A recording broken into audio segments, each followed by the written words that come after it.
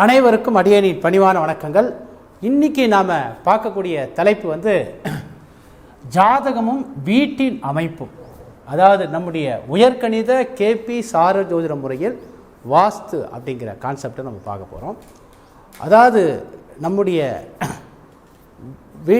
வீட்டோட அமைப்பு என்பது நம்முடைய தலைவிதி பிரகாரம் அமைகிறது அப்படிங்கிறத பொதுவாக இந்த ரியல் எஸ்டேட் பண்ணுறவங்க ஒரு பழமொழியாக சொல்லுவாங்க. அதாவது மனைவி அமைவதும் மனை அமைவதும் அவங்கவுங்க தலையெழுத்து பிரகாரம் அப்படின்னு ஒரு காமெடியாக சொல்லுவாங்க. அது காமெடி இல்லை, அது நிச்சயமாக ஒரு உண்மை அப்படின்னு எடுத்துக்கலாம்.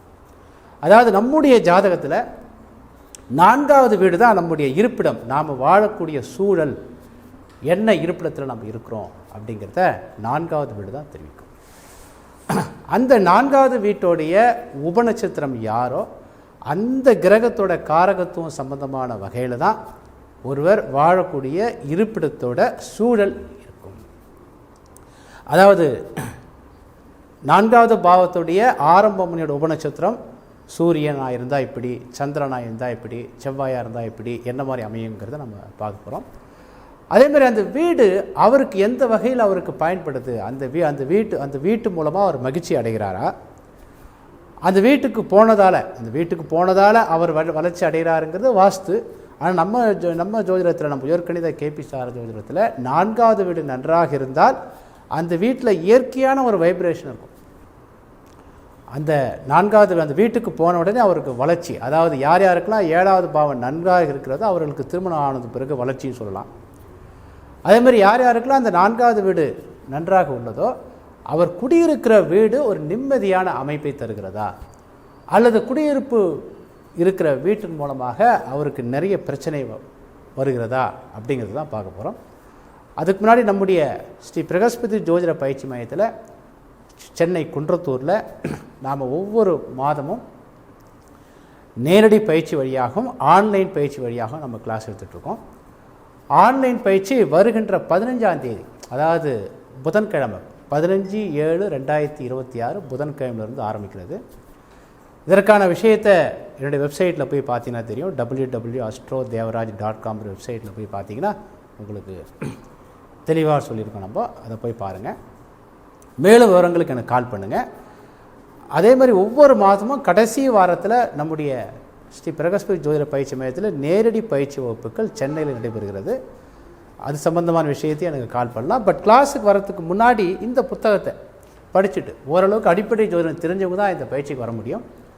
இந்த புத்தகத்தை அதாவது கொடுப்பனையும் தசாபதி என்ற புத்தகத்தை, அது இல்லாமல் 2-3 புக்கை படிச்சுட்டு வந்துட்டிங்கன்னா அந்த கிளாஸுக்கு உங்களுக்கு புரியும். நேரடியாக வந்தீங்கன்னா உங்களுக்கு புரியாது. அதனால தான் நம்மளுடைய பயிற்சி மையத்துக்கு வரத்துக்கு முன்னாடி இந்த புத்தகத்தை படிச்சுட்டு 1 மாதம் 2 மாதம் நம்ம வீடியோஸ்லாம் பார்த்துட்டு அதுக்கப்புறம் வர சொல்லுவோம் நான். அது மட்டும் இல்லாமல் ஒவ்வொரு மாதமும் 2வது சனிக்கிழமை நம்முடைய பயிற்சி மையத்தில் மாதாந்திர கருத்தரங்கம், அதாவது நம்முடைய மாணவர்கள் மட்டும் இல்லாமல் வெளியில் இருக்கக்கூடிய நபர்களும், அதாவது ஜோதிட ஆர்வலர்கள், யூடியூப் வாசகர்கள் யார் ஒன்றா கலந்துக்கலாம். வெறும் 150 ரூபா தான். 2வது சனிக்கிழமை 2 மணிலேருந்து 5 மணி வரை நடைபெறுகிறது. இது சம்மந்தமான விஷயத்துக்கு எனக்கு கால் பண்ணுங்கள். நான் உங்களுக்கு லொக்கேஷன் மேப்பை நான் சேர்க்குறேன். இப்போ நம்ம சப்ஜெக்ட்டுக்கு வந்துடுவோம். அப்போது இருப்பிடம் 4வது பாவம் தான் ஒரு ஜாதகருடைய இருப்பிடம் அப்படின்னு சொல்கிறோம். அதாவது ஜாதகருடைய உடைமைகள் என்பது அவருக்கு எது எதெல்லாம் சொந்தமாக இருக்கிறதோ, அதாவது அசையாத பொருட்கள், அசைய பொருட்கள், கனமான பொருட்கள் எல்லாமே இந்த 4வது வீட்டில் வந்துடும். இருப்பிடம் என்பது 4வது வீடு. அதாவது 2வது வீட்டை நம்ம பொருள்னு சொல்லுவோம். 2வது வீட்டை நம்ம என்ன சொல்லுவோம்னா ஜோதிடத்தில் பொருள், மெட்டீரியல். பொருள் என்பது 2வது வீடு, மெட்டீரியல். அதாவது இந்த 2 லக்னத்துக்கு தீமையான பாவம் இல்லை. அதனால் நம்ம உடலோடு அணிந்திருக்கக்கூடிய பொருட்கள் அனைத்தும் உடம்போடு வைத்து கொண்டு இருக்கிறோம் பார்த்தீங்களா, அந்த பொருட்கள் எல்லாம் 2வது வீடு. அதாவது ஆபரணங்கள், நம்ம போட்டுக்கிற நகைகள், நம்முடைய லிக்யூடு கேஷ், எளிதில் பணமாக்கக்கூடிய. ஏன்னா இது லக்னத்தை கெடுக்கிற பாவம் இல்லை. 2வது பாவம் லக்னத்தை கெடுக்காது. லக்னத்தை கெடுக்கிற பாவம் 4, 8, 12. 8, 12 அதிகமாக கெடுக்கும். 4வது பாவம் கொஞ்சம் கெடுக்கும். அப்போ 2வது பாவங்கிறது லிக்யூடு கேஷ், எளிதில் பணமாக்கக்கூடிய பொருட்கள் என்பது 2வது வீடு. அதனுடைய பரிணாமம் தான் ஒவ்வொரு பாவத்துக்கு பரிணாமங்கிறது அந்த பாவத்துக்கு 3வது பாவம் சொல்லும். 3வது பாவங்கிறது அடுத்த பரிமாணத்தை சொல்லக்கூடியது. 2, 4, 6, 8, 10, 12 அப்படிங்கிறத நம்ம தொடர்ந்து வீடியோவில் பார்க்கும்போது நான் புறம் சார்ந்த பாவங்கள் சொல்லுவோம். 1, 3, 5, 7, 9, 11 அகம் சார்ந்த பாவங்கள் சொல்லுவோம். அப்போ அகம் சார்ந்த பாவங்கள் புறம் சார்ந்த பாவங்கள் பார்க்கும்போது ஒவ்வொரு பாவத்துக்கும் 3வது பாவம் அந்த பாவத்துடைய அடுத்த பரிணாமங்களை குறிக்கிறது. அந்த வகையில் 2வது வீடுங்கிறது பொருள் பரிணாமம் மட்டும் இல்லாமல் அந்த பாவத்தோட காரகத்தை மல்டிபிள் எஃபெக்ட்ஸ், அதாவது அதை அதிகப்படுத்துகிறது. அதாவது 4வது பாவம் என்பது கனமான பொருள் அப்படின்னு மீனிங். கனமான பொருள் என்பது 4வது பாவத்தோட காரகம். இது லக்னத்துக்கு கிட்டத்தட்ட 70% தீமையை செய்யும் அப்படிங்கிறதுல. பொதுவாக 4வது பாவம் என்பது இரட்டைப்படை பாவம், லக்னம் என்பது ஒற்றைப்படை பாவம். அப்போ உடம்போட ஒட்டி இல்லாமல், உடம்பு எங்கே போனாலும் நம்ம கூடவே எடுத்துகிட்டு போக முடியாது. உதாரணத்துக்கு நம்ம வீட்டில் இருக்கக்கூடிய கட்டில், பீரோ, மேசை, நாட்காலி, வீட்டில் இருக்க டம்ளர், சொம்பு, தவளை, இந்த மாதிரி எல்லா விஷயமும் 4வது பாவம். வீட்டு உபயோகப் பொருட்கள் அனைத்தும் 4வது பாவம். அப்போ என்னென்னு பார்த்தீங்கன்னா இதெல்லாம் 4வது பாவம். அப்போ இருப்பிடம் என்பது வீடு என்பது 4வது பாவம். 4வது பாவங்கிறது நிலையான விஷயத்தை சொல்கிறதுல அது இருப்பிடம். அந்த இருப்பிடம் என்ன கிரகத்தை தொடர்பு கொள்கிறதோ அது சம்பந்தமாக. உதாரணத்துக்கு 4வது பாவத்துடைய ஆரம்ப முனை, இந்த 4வது பாவத்தோட ஆரம்ப முனை தான் அந்த ஜாதகத்துடைய வீட்டோட அமைப்பை தெரிவிக்கிறது. இந்த 4வது பாவத்துடைய ஆரம்ப முனை எதுவோ அதுதான் அந்த ஜாதகத்துடைய இருப்பிடத்தை உங்களுக்கு தெளிவாக தெரிவிக்கும். உதாரணத்துக்கு 4வது பாவத்துடைய ஆரம்ப முனை, அதாவது இந்த 4வது பாவம் ஒரு ஜாதகத்தில் ஒரு ஜாதக கட்டம் இப்படி போடுறோம். நம்ம ஒரு ஜாதக கட்டம், இது லக்ன பாவம்னு வச்சுக்கோங்க. இந்த லக்ன பாவத்திலிருந்து 4வது வீடு, இதுதான் 4வது வீடு. இந்த 4வது வீட்டோடைய ஆரம்ப டிகிரி, உதாரணத்துக்கு தோராயமாக சொல்கிறேன், 24 டிகிரி 50 மினிட்னு வச்சுக்கோங்க. இதுதான் 4வது பாவத்தோட ஆரம்ப டிகிரி. இந்த ஆரம்ப டிகிரி தான் அவருடைய இருப்பிடத்தை குறிக்கிறது. இந்த ஆரம்ப டிகிரி ஆளக்கூடிய கிரகம் எது அப்படின்னு பார்க்கும்போது இந்த 4வது பாவத்துடைய ஆரம்ப முனை அப்படின்னு பார்க்கும்போது இதுதான் 4வது வீடு. இந்த வீட்டோடைய அதிபதி யாருன்னா சுக்கிரன். அது பொதுத்தன்மை வாய்ந்ததுங்கிறதால அதை விட்டுறோம். ஏன்னா நம்ம யூஸ் பண்ணுறது உயர்கணித கேபி சார ஜோதிடம், நட்சத்திரத்திலிருந்து தான் இங்கே ஆரம்பிக்குது. அப்போ இந்த வீட்டோட நட்சத்திரம் யார்? மிருகசீரிடம். அதனுடைய அதிபதி யாருன்னா செவ்வாய். 4வது பாவத்தோட ஆரம்ப முனையோட நட்சத்திரம் செவ்வாய். இதை உபநட்சத்திரமாக பிரிக்கும் போது இந்த 4வது பாவத்துடைய ஆரம்ப முனையோட உபநட்சத்திரம் ராகுவாக வரும். ராகுன்னு வரும். 4வது பாவத்துடைய ஆரம்ப முனையோட உபநட்சத்திரம் ராகு. ஏன்னா இந்த 9 பகுதியாக இந்த மிருகசீர நட்சத்திரத்தை பிரிக்கும் போது 2வது டிவிஷனில் வரக்கூடிய ராகு. அதை மீண்டும் 9 பகுதியாக பிரிக்கும் போது சனி. அப்போது இந்த கிரகம் தான் ஒரு ஜாதகத்தை 4வது வீட்டை ஆளக்கூடிய கிரகம். இதில் எது வலுவானதுன்னா இந்த ராகு தான் வலுவானது. இதுதான் வலுவானது, ரொம்ப முக்கியமானது. இந்த ராகுவோட அமைப்பு எப்படியோ அதே மாதிரி தான் அவருக்கு இருப்பிடம் அமையும். இதுக்கு அப்புறம் எது வலுவானதுன்னா சனி தான் வலுவானது. சனி என்ற கிரகம் தான் வலுவானது. அப்போ இவருடைய விருப்பிடம் எப்படி இருக்குன்னா செவ்வாயே இருக்குது. செவ்வாய், ராகு, சனி இந்த 3 கிரகங்களுடைய அமைப்பில் தான் இருக்கும். அப்போ 4வது வீடு இங்கே கிட்டத்தட்ட இது அசுப கிரகம் சொல்லுவோம். அப்போ 4வது வீட்டு உபநட்சத்திரம் ராகு அப்படிங்கிறதோட பங்களிப்பு கிட்டத்தட்ட 60%, சனியோட பங்களிப்பு கிட்டத்தட்ட 25%, செவ்வாயோட பங்களிப்பு 15% அப்படின்னு வச்சுக்கலாம். அப்போ இப்போதைக்கு ராகுன்னு எடுத்துக்கிறோம். இந்த ராகு தான் 4வது பாவத்தை ஆளக்கூடிய கிரகம். இரண்டாவதாக ஆளக்கூடிய கிரகம் சனி. ஒருவேளை அவருக்கு சனி தசை வந்தால் சனி தான் அதிகமான டாமினேட் பண்ணும். ஒருவேளை அவருக்கு செவ்வாய் தசை வந்தால் செவ்வாய் தான் அதிகமான டாமினேட் பண்ணும் அப்படின்ற மாதிரி புரிஞ்சுக்கலாம். அந்த வகையில் இந்த கிரகம் எதுவோ இந்த கிரகத்துக்கு தகுந்த மாதிரி தான் அவருடைய இருப்பிடம் அமையும். அப்படின்ற பட்சத்தில் ஃபஸ்ட்டு சூரியனாக இருந்தால் ஒரு ஜாதகத்தில் இந்த 4வது பாவத்துடைய ஆரம்ப முனையோட உபநட்சத்திரம் சூரியனாக இருந்தால் அவங்களுடைய வீட்டுக்கு பக்கத்தில் ஏதாவது ஒரு கவர்மெண்ட் ஆஃபீஸ் ஏதாவது இருக்கலாம், அல்லது அரசாங்க அதிகாரிகள் குடியிருக்கக்கூடிய பகுதிகளில் இருப்பாங்க, இல்லை அரசு ஒதுக்கப்பட்ட இடத்துல அவங்க இருப்பாங்க. அதாவது இந்த ஜாதகத்தில் சூரியன் அப்படின்னா சூரியனுடைய காரகம் எதுவோ அது சம்பந்தமான வகையில் அது இருப்பிடம் இருக்கும். அரசுக்கு சொந்தமான நிலங்கள் பக்கத்தில் இருக்கும். அதாவது இந்த ஜாதகத்தில் சூரியன் வந்து 2, 4, 6, 10 இந்த மாதிரி தொடர்பு கொள்ளும் போது அந்த இடம் வந்து நல்ல வேல்யூபிளான இடமாக இருக்கும்னு எடுத்துக்கலாம். ஏன்னா அது 2, 4, 6, 10ங்கிறது 4வது வீட்டை வளர்ச்சி கொள்ளக்கூடிய பாவம். அதுக்கப்புறம் நம்ம என்ன சொல்கிறோன்னா 1, 3, 7, 11 சூரியன் வந்து 4வது வீட்டு உபநட்சத்திரமாக இருந்து அது 1, 3, 7, 11 நல்லா காலியாக ஓப்பன் பேஸாக நிறைய இடம் காலியாக இருக்கும். ஏன்னா அந்த 3, 7, 11 என்பது 4வது வீட்டை கெடுக்கிற பாவமாக இருந்தாலும் கூட இது வந்து காற்று ராசின்னு சொல்லுவோம். 3, 7, 11 வந்து காற்று ராசி. ஏன்னா 4வது வீடுங்கிறது இடத்தை அடைத்து கொள்ளுதல், 3வது வீடு இடத்தை அடைத்து கொள்ளாமல் இருத்தல். அப்போ நிறைய ஓப்பன் பேஸ் 4வது வீட்டு உபநட்சத்திரம் சூரியனாக இருந்தால் இந்த மாதிரி இருந்தால் நிறைய வளர்ச்சி நாளுக்கு நாள் வளரக்கூடிய இடம், வேகமாக வளரக்கூடிய இடம், உயர்குடி மக்கள் வரக்கூடிய இடம். ஏன்னா இது வேல்யூபிள் பாவம். 2, 4, 6 மெட்டீரியல் பாவம் சொல்கிறோம் இல்லையா. அதேமாதிரி 1, 3, 7, 11 அப்படின்னும் போது நல்ல வீடு வந்து நல்ல ஓப்பன் ஏரியா நிறைய இருக்கும். வீட்டுக்கு எதிரிலையோ பக்கத்துலேயோ காலி இடங்கள் நிறைய இருக்கும் அப்படின்னு எடுத்துக்கலாம். இல்லை ஓப்பன் பிளேஸ் வீட்டில் ஒரு பெரும்பகுதி காலியாக வச்சுருப்பாங்க. இந்த 4வது பாவம் அந்த ஜாதகத்தில் அது நின்ற நட்சத்திரம் உபநட்சத்திரன் வழியாக 1, 3, 7, 11 தொடர்பு கொள்ளும்போது வீட்டில் பெரும்பகுதி ஓப்பன் பேராக நல்ல காற்றோட்டமாக இருக்கக்கூடிய பகுதி. அதுக்கப்புறம் 5, 9 இதுக்கப்புறம் 8, 12 இது 2 வகையாக பிரிச்சுக்கிறோம். இந்த 5, 9, 8, 12 பொதுவாக நாம் என்ன பண்ணுறோன்னா அது கொஞ்சம் குறைவுள்ள பாவம் தான் சொல்கிறோம். அதாவது என்னென்னா 5, 9ன்னு வரும்போது நம்ம ஒரு வீட்டை நம்ம என்ன பண்ணுறோம் 2 வகையாக பிரிக்கிறோம். ஒரு வீடு என்பது 4 பகுதி. வீட்டில் வந்து பார்த்தீங்கன்னா 4 திசைகள் 4 கார்னர் இருக்குது பார்த்தீங்களா. அந்த 4 கார்னரில் ரொம்ப முக்கியமான பகுதி என்னன்னு பார்த்தீங்கன்னா ஈசான்ய மூலை, வடக்கும் கிழக்கும் சந்திக்கக்கூடிய ஈசான்ய மூலை தான் இருக்கிறதுல நல்ல ஒரு வலுவான பகுதி. அது அகம் சார்ந்ததுன்னு எடுக்கிறோம்.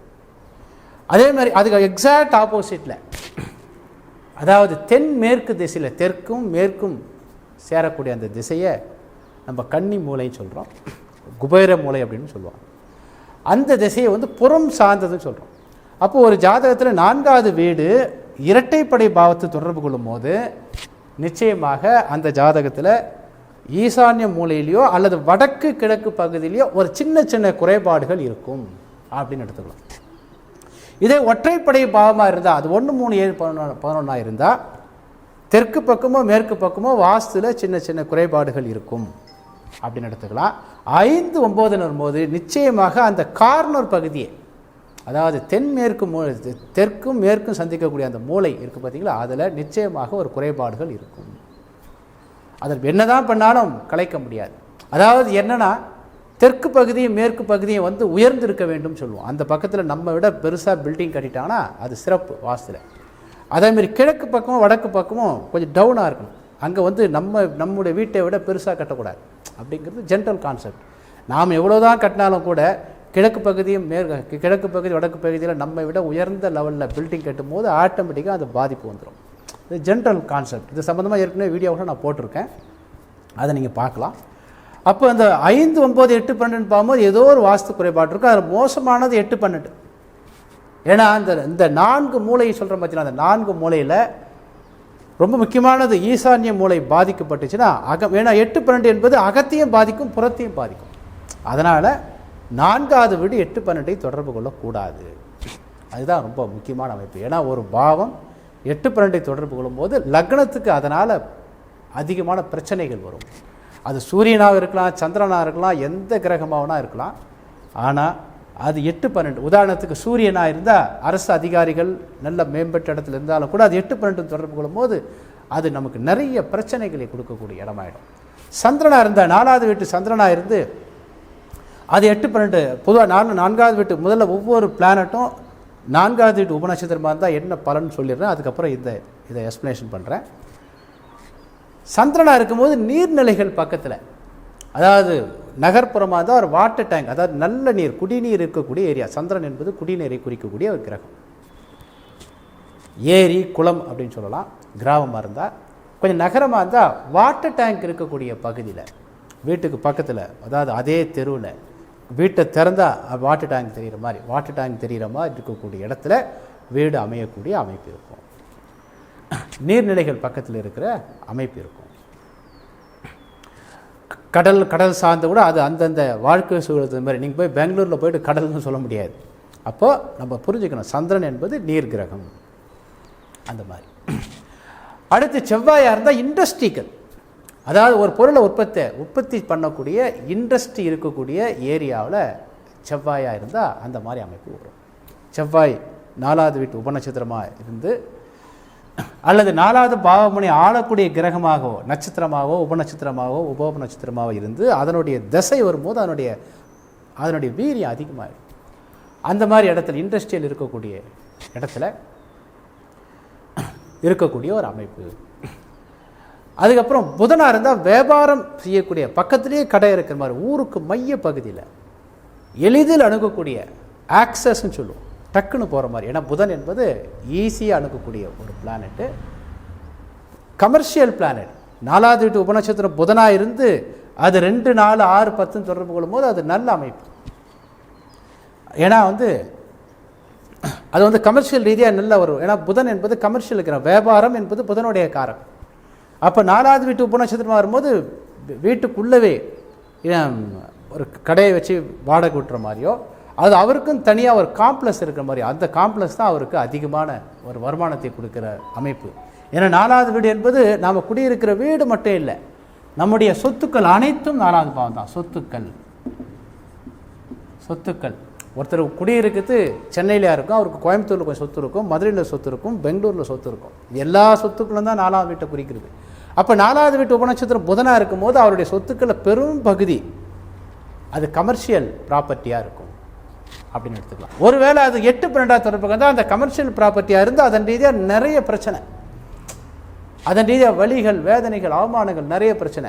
ஒருவேளை புதன் 4வது வீட்டு சப்ளாடாக இருந்து அது 5, 9 தொடர்பு கொள்ளும் போது அது கமர்ஷியல் ப்ராப்பர்ட்டியாக இருந்தாலும் கூட அது விலை போகாது, அது வாடகை விட முடியாது, அதை பர்சனல் யூஸுக்கு அப்படியே வச்சுக்கிற மாதிரி இருக்குமே ஒழிய அதை கமர்ஷியல் ப்ராப்பர்ட்டி அவருக்கு பயன்படுத்த முடியாது. 3, 7, 11 தொடர்பு கொண்டு வந்தால் கமர்ஷியல் ப்ராப்பர்ட்டியாக இருக்கலாம், ஒரு மிதமான இன்கம் தான் இருக்கும், பெரிய இன்கம் இருக்காது. அப்போ 2, 4, 6, 10 தொடர்பு கொள்ளும்போது கமர்ஷியல் ப்ராப்பர்ட்டியாக இருந்து அவர் நல்ல டெவலப்பர், அந்த மாதிரி புரிஞ்சுக்கலாம். அதாவது ஒரு பாவகாரகத்தையும் இங்கே பாவகாரங்க தான் டிசைட் பண்ணுது ஒரு வீட்டோட அமைப்பு, அதன் மூலமாக லக்னத்துக்கு என்ன கிடைக்கிறது என்பதை பாவகாரகம் தான் டிசைட் பண்ணுது. கிரக காரகம் என்பது அந்த வீட்டோட மேல் பூச்சி அலங்காரம், அந்த சூழலை தான் குறிக்கக்கூடியது கிரக காரகம். அடுத்து குரு 4வது வீட்டு உபநட்சத்திரம் வந்தால் பக்கத்தில் ஒரு பேங்க்கோ அல்லது ஸ்கூலோ அல்லது ஒரு கோயிலோ இருக்கும். ஏன்னா குரு கல்விக்கு காரகன், தனத்துக்கு காரகன், அதனால் பேங்க்கு, அதேமாதிரி கடவுளுக்கு காரகன். அப்போ கடவுள், ஒரு கோயில், இந்த மாதிரி விஷயங்கள் பக்கத்தில், வீட்டுக்கு பக்கத்துலேயே, அது சூழல்ல. அல்லது இன்னும் சொல்லப்போனால் பிராமணர்கள் அதிகமாக வாழக்கூடிய இடத்துல அவர் இருப்பார் அப்படின்னு எடுத்துக்கலாம். அதாவது வீட்டுக்குள்ளே ஒரு ஆன்மீகம் சம்பந்தமான விஷயங்கள் அந்த இருப்பிடத்தை சுற்றி இருக்கிறது அப்படின்னு நம்ம புரிஞ்சுக்கலாம் குருவாக இருந்தால். ஸ்கூல் ஏன் சொல்கிறேன்னா, ஸ்கூல் கல்விக்கு காரங்க, ஸ்கூலுக்கு பக்கத்தில் அப்படிங்கிற மாதிரி. அதுக்கப்புறம் உங்களுக்கு சுக்கிரனாக இருந்தால் நல்ல காற்றோட்டமான அழகான ரம்மியமான சூழலில், நல்ல அழகாக டீசெண்டாக.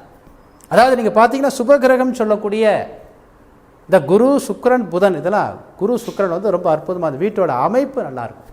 ஆனால் அதே நேரத்தில் குருவாகவே இருந்து அது 8, 12வது வீட்டை தொடர்பு கொள்ளும் போது அந்த அமைப்பு இருந்தாலும் கூட வீட்டுக்குள்ளே அவருக்கு நிறைய பிரச்சனை இருக்கும். அந்த வீட்டுக்குள்ளே ஆக்கிரமிப்பு, பிரச்சனைகள், வாஸ்து சரியில்லாத அமைப்பு, நோய் நொடிகள், அது வீட்டுக்குள்ளே விருத்தி வராமல். அது 8, 12 எந்த கிரகமாக இருந்தாலும், உதாரணத்துக்கு சனியே பின்னாடி சொல்லுவேன், சனி அப்படின்ற கிரகம் வீக்கான கிரகமாக இருந்தாலும் கூட அது 2, 4, 6, 10 தொடர்பு கொள்ளும் போது அது வீட்டோட இருக்கிற இருப்பிடம் கொஞ்சம் ஸ்லம் ஏரியா இருந்தாலும் கூட நல்ல வளர்ச்சி அதிகமாக இருக்கும் பொருளாதார ரீதியாக, அந்த மாதிரி. அப்போ குருங்கிறது பக்கத்தில் ஸ்கூல் அல்லது பேங்க் அல்லது ஒரு கோயில்கள், இந்த மாதிரி ஆன்மீக சம்பந்தமான சூழல்களில் ஒரு இருப்பிடம் இருக்கும், வாழக்கூடிய அமைப்பு இருக்கும். அதுக்கப்புறம் உங்களுக்கு குருவுக்கு அப்புறம் சுக்கிரனை சொல்லிட்டேன், நல்ல ரம்மியமான காற்றோட்டமான அழகான நல்ல பெரிய பெரிய ரோடாக இருக்கிற மாதிரி பெரிய மனிதர்கள், அதாவது பணக்காரர்கள். ஏன்னா சுக்கிரன் என்பது பணக்காரர்களை குறிக்கிற இடம், பணக்காரர்கள் வாழக்கூடிய ஏரியா, இந்த மாதிரிலாம் இருக்கும் ஆகலாம். அடுத்து சனின்னு பார்க்கும்போது இருக்கிறதுல சனி ஒரு ஸ்லம் ஏரியா, அதாவது சின்ன சின்ன அடித்தட்டு மக்கள் குடியிருக்கக்கூடிய ஏரியா வழியாக தான் அவருடைய வீடு அமையும். ரொம்ப ஒரு அழகாக இருக்காது, வீட்டோட தோற்றம் ரொம்ப அழகாக இருக்காது. ஏன்னா சனி என்பது அழகு அப்படின்ற விஷயத்துக்கு எதிரான வீடு. குறிப்பாக 4வது வீட்டு உபநட்சத்திரம் சனியாக இருந்தால் மேற்கு திசை, அதாவது மேற்கு பார்த்த வாசப்படி அல்லது அந்த ஊருக்கு மேற்கு பகுதியில் குடியிருக்கக்கூடிய நபராக இருப்பதற்கு வாய்ப்பு இருக்குது. பக்கத்தில் ஏதாவது ஒரு சாக்கடையோ அல்லது ஏதோ ஒரு வகையில் ஒரு ரசிக்கிற மாதிரி இல்லாத அமைப்புகள், ஒரு குப்பை கொட்டக்கூடிய இடமாகவோ இருக்கக்கூடிய அமைப்பு இந்த சனி இருந்தால், 4வது வீட்டு உபநட்சத்திர சனியாக இருந்தால். ஆனால் அதுவே அது சனியாக இருந்தால் அது 2, 4, 6, 10னா அது நல்ல விருத்தியாகும். குறைந்த ரேட்டுக்கு வாங்கிட்டு அந்த இடம் வந்து நல்ல விருத்தி ஆகக்கூடிய ஒரு அமைப்பு. கச்சன்னு இருக்குது பார்த்தீங்களா, அந்த மாதிரி. அதாவது ஒரு 1/4 கிரவுண்டு 800 ஸ்கொயர் ஃபீட் இந்த மாதிரி இருக்கக்கூடிய இடம் தான் இந்த சனி அப்படிங்கிற ஒரு அமைப்பு. அதுக்கப்புறம் ராகு என்பது பார்க்கறதுக்கு ரொம்ப பெருசாக இருக்கும். அதாவது அகலம், வீட்டோட அகலம் வந்து ரொம்ப பெருசாக இருக்கும், பின்னாடி குறுகலாக போயிடும். வீட்டோட ஃப்ரண்டேஜ் அதிகமாக இருக்கும், பின்னாடி கம்மியாக இருக்கும். இது ராகு. கேது என்பது நீட்டாக இருக்கிற மாதிரி, அதாவது 20க்கு 80, 20க்கு 60 அது மாதிரி நீட்டாக, அதாவது வீட்டோட அகலம் குறைவாக இருக்கும், நீளம் அதிகமாக இருந்தால் கேது. பொதுவாக ராகு கேது இருந்தாவே பக்கத்தில் சுடுகாடு இருக்கும். அந்த வீட்டுக்கு பக்கத்தில் ஒரு குறிப்பிட்ட தூரத்தில் ஒரு 100 மீட்டருக்குள்ளவே சுடுகாடு இருக்கக்கூடிய அப்படின்னா ராகு கேது வந்து சுடுகாட்டுக்கு காரணம். வீட்டு கட்டும் போதோ வீட்டுக்கு இருக்கக்கூடிய அந்த இருப்பிடத்துலையோ அடிக்கடி விஷ ஜந்துக்கள் இருக்கக்கூடிய ஒரு அமைப்பு, பாம்புகள் இந்த மாதிரி இருக்கக்கூடிய அமைப்பு. ஆனால் இது எல்லாமே இப்போ சொல்லக்கூடிய கிரகம் எல்லாமே 2, 4, 6, 10 தொடர்பு கொள்ளும் போது பார்த்தீங்கன்னா இது எல்லாம் கமர்ஷியலாக லக்னத்துக்கு பிரச்சனை இல்லை. ஆனால் 8, 12 தொடர்பு கொள்ளும் போது அது சம்பந்தமான பிரச்சனைகள் இருக்கும். உதாரணத்துக்கு சொல்ல பாருங்களேன், இப்போ செவ்வாய் 4வது வீடு உபநட்சத்திரமாக இருந்து அது 8, 12 தொடர்பு கொண்டால் வீட்டுக்கு பக்கத்துலேயே ஒரு இண்டஸ்ட்ரி இருக்கும், அவங்க டம்முன்னு அடிச்சுக்கிட்டே இருப்பாங்க, ட்ரில் பண்ணிக்கிட்டே இருப்பாங்க. அப்போ நம்மளால் நிம்மதியாக இருக்க முடியாது, சவுண்டு வந்துக்கிட்டே இருக்கும். அப்போ இண்டஸ்ட்ரியில் வரக்கூடிய கழிவுகள் அந்த பக்கம் போகிற மாதிரி இருக்கும். அப்போ 8, 12 வந்தால், இதே 2, 4, 6, 10 வரும்போது அதெல்லாம் நமக்கு வராது. பட்டு அதனுடைய வேல்யூ இன்க்ரீஸ் ஆகிடும், வாடகை வருமானங்கள் நிறைய வந்துடும். ஆனால் 2, 4, 6, 10 வரும்போது அப்போது கிரக காரகம் என்பது அந்த இடத்தோட, இப்போ சந்திரன் அப்படின்னு சொல்லும் போது அது 8, 12 தொடர்பு கொள்ளும்போது, இப்போ சென்னையில் அடிக்கடி இந்த வாட்டர் லாக்குன்னு சொல்கிறோம் இல்லையா, அதாவது மழை பெஞ்சால் தண்ணி வீடெல்லாம் சுற்றிக்குது. அவங்களுக்கு யாருக்கெல்லாம் சந்திரன் 8, 12 தொடர்பு கொள்கிறதோ அவங்க இருப்பு இருக்கக்கூடிய இடத்துல தண்ணி மூலமாக பிரச்சனை, இந்த வாட்டர் லாக் வந்து அதன் மூலமாக நிறைய பிரச்சனைகள் வரதுல அது 8, 12. அப்போ ஒவ்வொரு கிரகமும் அது 8, 12 தொடர்பு கொள்ளும் போது அதன் ரீதியான பிரச்சனைகளும், அதேமாதிரி 3, 7, 11 வரும்போது எந்த ஒரு வீட்டு ரீதியாக எந்த ஒரு பிரச்சனையும் இருக்காது. பட் வீட்டோட வேல்யூ இன்க்ரீஸ் ஆகாது. நல்ல மகிழ்ச்சியாக இருக்கலாமே ஒழிய வீட்டோட வேல்யூ இன்க்ரீஸ் ஆகாது. 8, 12 அல்லது 5, 9 தொடர்பு போது வீட்டோட வேல்யூ வந்து நாளுக்கு நாள் இம்ப்ரூவ் ஆகக்கூடிய ஒரு அமைப்பு இருக்காது. பட் நல்ல அனுபவிக்கக்கூடிய அமைப்பு அப்படின்னு பார்க்கும்போது இந்த 1, 3, 7, 11 அப்படிங்கிறது. இந்த மாதிரி நம்ம என்ன பண்ணுறோன்னா, இந்த ஒரு ஜாதகத்தில் 4வது வீட்டோடைய உபநட்சத்திரம் எதுவோ அது சுபகிரகமாக இருந்தால், சுபகிரகம் எது? முதல்ல குரு, சுக்கிரன், புதன், கடைசி ரேங்க்கு சூரியன், சந்திரன் வந்து வளர்பிறையாக இருந்தால் அது சுபகிரகம் சொல்லலாம், தேய்பிறையாக இருந்தால் இயற்கை அசுபர்னு சொல்லலாம். அசுப கிரகம் சொல்லக்கூடிய இயற்கை அசுபர்னு சொல்லக்கூடிய சனி, செவ்வாய்.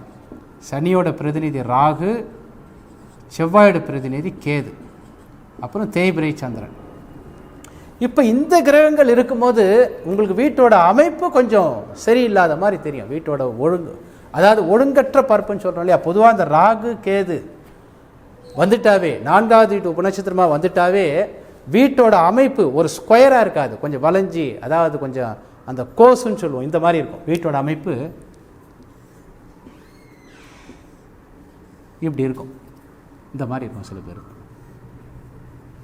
பாருங்க, இங்கே ஒன்று மாறி மாறி இருக்கு இல்லையா, இதெல்லாம் இல்லை. சிலது கேதுனா இப்படி இருக்கும், 20க்கு 80 இந்த மாதிரி இருக்கும். இந்த ராகு கேது, அதாவது ரோடு பாதை. 2வது பார்த்தீங்கன்னா அந்த பாதை, இந்த ராகு கேது சனி இந்த மாதிரி கிரகங்களுடைய அமைப்பு வரும்போது அந்த வீட்டோட அமைப்பு வந்து வளைஞ்சி நெளிந்து 2வது லெஃப்ட், 3வது லெஃப்ட், 4வது லெஃப்ட் மாறி மாறி மாறி போடுற மாதிரி ஒரு ஒழுங்கற்ற அமைப்பை கொண்டிருக்கும்.